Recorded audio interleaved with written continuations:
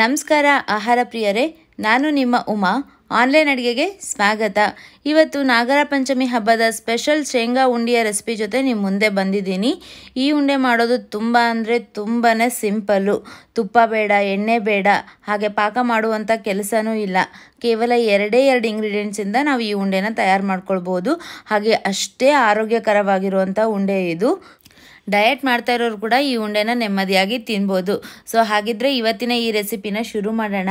ಅದಕ್ಕಿಂತ ಮುಂಚೆ ನಮ್ಮ ಚಾನಲ್ನ ಹೊಸದಾಗಿ ನೋಡ್ತಾ ಇದ್ರೆ ದಯವಿಟ್ಟು ಸಬ್ಸ್ಕ್ರೈಬ್ ಮಾಡೋ ಮೂಲಕ ನನ್ನನ್ನು ಪ್ರೋತ್ಸಾಹಿಸಿ. ಹಾಗೆ ಪಕ್ಕದಲ್ಲೇ ಕಾಣುವಂಥ ಬೆಲ್ ಐಕಾನ್ನ ಕ್ಲಿಕ್ ಮಾಡಿದ್ರೆ ನನ್ನ ಮುಂದಿನ ವಿಡಿಯೋ ನೋಟಿಫಿಕೇಶನ್ ನಿಮಗೆ ಬರುತ್ತೆ.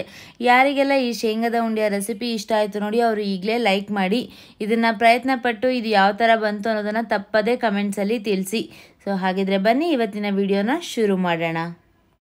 ಮೊದಲಿಗೆ ಒಂದು ಬಾಣಲಿನ ಸ್ಟವ್ ಮೇಲೆ ಇಟ್ಕೊಂಡಿದ್ದೀನಿ. ಅದಕ್ಕೆ ಒಂದು ಕಪ್ಪಿನ ಅಳತೆಯಷ್ಟು ಶೇಂಗಾನ ಹಾಕ್ಕೊಳ್ತಾ ಇದ್ದೀನಿ. ಕೆಲವು ಕಡೆ ಶೇಂಗಾ ಅಂತಲೂ ಅಂತಾರೆ, ಕೆಲವು ಕಡೆ ಕಡಲೆ ಬೀಜ ಅಂತಲೂ ಅಂತಾರೆ. ಶೇಂಗಾನ ಚೆನ್ನಾಗಿ ಹುರ್ಕೊಳ್ಬೇಕು. ನೆನಪಲ್ಲಿ ಇಟ್ಕೊಳ್ಳಿ, ದಪ್ಪ ತಳ ಇರುವಂಥ ಪಾತ್ರೆನ ಉಪಯೋಗಿಸ್ಕೊಂಡು ನಾವು ಶೇಂಗಾನ ಹುರ್ಕೊಳ್ಬೇಕಾಗತ್ತೆ. ಹಾಗೆ ಒಂದು ಮೀಡಿಯಮ್ ಫ್ಲೇಮಲ್ಲಿ ಇಟ್ಕೊಂಡೇ ನಾವು ಶೇಂಗಾನ ಹುರ್ಕೊಳ್ಬೇಕು. ಇಲ್ಲ ಅಂತಂದರೆ ಮೇಲೆಲ್ಲ ಆದಂಗೆ ಕಾಣುತ್ತೆ, ಅದರ ಒಳಗಡೆ ಇನ್ನು ಕಾಳುಗಳು ಹಸಿಯಾಗಿಯೇ ಇರುತ್ತೆ. ಈ ಉಂಡೆಗೆ ಮೇನಾಗಿ ನಾವು ಶೇಂಗಾನ ಚೆನ್ನಾಗಿ ಹುರ್ಕೊಂಡಾಗ ಉಂಡೆಯ ಟೇಸ್ಟ್ ಕೂಡ ಚೆನ್ನಾಗಿರುತ್ತೆ, ಹಾಗೆ ಉಂಡೆನೂ ಚೆನ್ನಾಗಿ ಆಗುತ್ತೆ. ಅದಕ್ಕೆ ನಾವು ಶೇಂಗಾನ ನೀಟಾಗಿ ಚೆನ್ನಾಗಿ ಹುರ್ಕೊಳ್ಬೇಕು. ಶೇಂಗಾನ ಕರೆಕ್ಟಾಗಿ ಹುರ್ಕೊಂಡಿದ್ದೀವಿ ಅಂತ ಹೆಂಗೆ ಗೊತ್ತಾಗುತ್ತೆ ಅಂತಂದರೆ, ಒಂದು ಅದರ ಬಣ್ಣ ಬದಲಾಗುತ್ತೆ, ಹಾಗೆ ಅದ್ರ ಮೇಲಿರುವಂಥ ಸಿಪ್ಪೆ ಅದೇ ಆಗೇ ಬರುತ್ತೆ. ಆವಾಗ ಇದು ಆಗಿದೆ ಅಂತ ಹೇಳಿ ಗೊತ್ತಾಗುತ್ತೆ. ಇದು ಇವಾಗ ಆಗಿದೆ. ಇದನ್ನು ನಾನೊಂದು ಪ್ಲೇಟಿಗೆ ಹಾಕ್ಕೊಳ್ತಾ ಇದ್ದೀನಿ. ಇದನ್ನು ಸ್ವಲ್ಪ ಹೊತ್ತು ಆರೋದಕ್ಕೆ ಬಿಡೋಣ.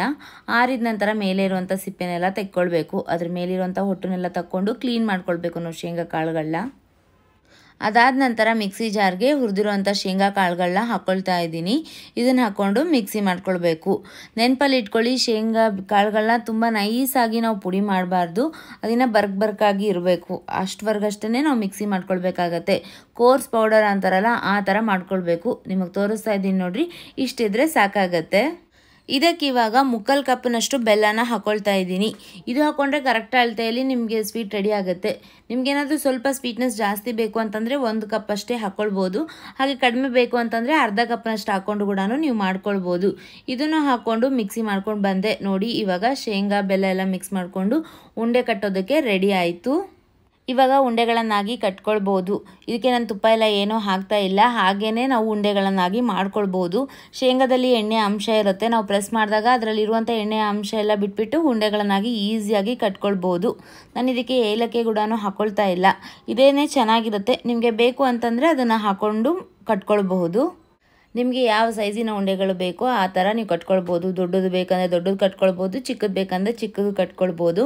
ನಾ ಹೇಳುವಂಥ ಅಳತೆಯಲ್ಲಿ ನೀವು ಉಂಡೆಗಳನ್ನು ಮಾಡಿದ್ರೆ 9 ರಿಂದ 10 ಉಂಡೆಗಳನ್ನಾಗಿ ಮಾಡ್ಕೊಳ್ಬೋದು, ಮೀಡಿಯಮ್ ಸೈಜಲ್ಲಿ ಕಟ್ಕೊಂಡ್ರೆ.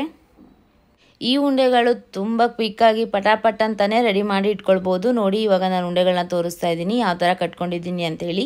ಇದನ್ನು ಮಾಡಿಟ್ರೆ ಮಕ್ಕಳು ಸ್ಕೂಲಿಂದ ಬಂದಮೇಲೆ ಕೂಡ ಕೊಡ್ಬೋದು, ತಿನ್ನೋದಕ್ಕೆ ಇಷ್ಟಪಟ್ಟು ತಿಂತಾರೆ ಇದನ್ನು.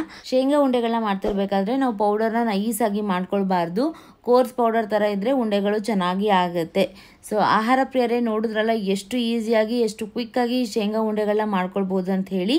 ಯಾರು ಹೊಸದಾಗಿ ಅಡುಗೆ ಮಾಡ್ತಾಯಿದ್ದೀರೋ ಅಥವಾ ಅಡುಗೆನೇ ಬರಲ್ಲ ಅನ್ನೋರು ಕೂಡ ಈ ಥರ ಈ ಒಂದು ಉಂಡೆಗಳನ್ನ ಈಸಿಯಾಗಿ ಟ್ರೈ ಮಾಡ್ಬೋದು. ಫೇಲ್ ಆಗುವಂಥ ಚಾನ್ಸೇ ಇಲ್ಲ. ಈ ನಾಗರ ಪಂಚಮಿ ಹಬ್ಬಕ್ಕೆ ಇದನ್ನ ಪ್ರಯತ್ನ ಪಟ್ಟು ಇದು ಯಾವ ಥರ ಬಂತು ಅಂಥೇಳಿ ತಪ್ಪದೇ ಕಮೆಂಟ್ಸಲ್ಲಿ ತಿಳಿಸಿ. ಮತ್ತು ಇನ್ನೊಂದು ರುಚಿಕರವಾದ ಅಡುಗೆ ಜೊತೆ ನಿಮಗೆ ಸಿಗ್ತೀನಿ. ಅಲ್ಲಿವರೆಗೂ ಧನ್ಯವಾದಗಳು.